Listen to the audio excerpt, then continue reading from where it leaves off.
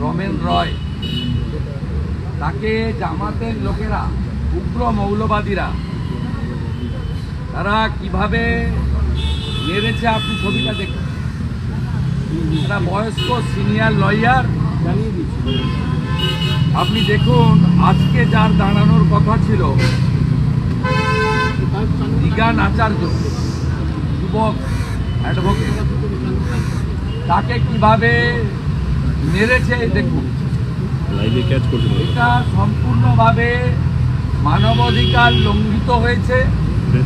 International human right অর্গানাইজেশনগুলির হস্তক্ষেপ করা উচিত এবং ইসকনের পক্ষ থেকে যারা গোটা পৃথিবীব্যাপী ছড়িয়ে আছেন তাদের ভয়ঙ্করভাবে রিয়্যাক্ট করা উচিত যে বাংলাদেশে হামাস, আইএস, তালিবানের থেকেও খারাপ একটি জঙ্গিবাদ ওখানে কাজ করছে। সন্ন্যাসীদের, লয়ারদেরকে প্রায় মৃত্যুমুখে ফেলা হচ্ছে, নইলে গ্রেপ্তার করা। আমরা আরো তীব্র করব আমাদের অবরোধ, বয়কট আন্দোলন, এবং গোটা পৃথিবীর হিন্দুদের সময় হয়েছে রাজনীতির রং ভুলে ঐক্যবদ্ধ হওয়া।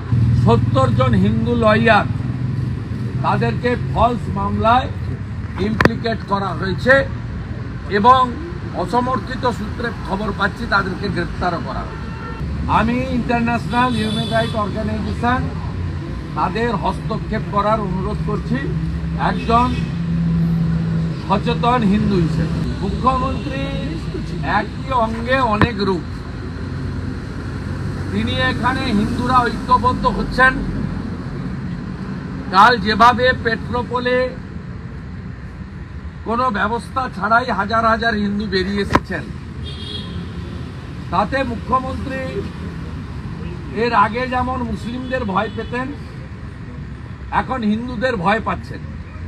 তাই তিনি এই কথাগুলো বলে উনার সঙ্গে যে কয়েক পার্সেন্ট হিন্দু আছে তাদের রক্ষা করার একটা মরিয়া এবং শেষ চেষ্টা করছে।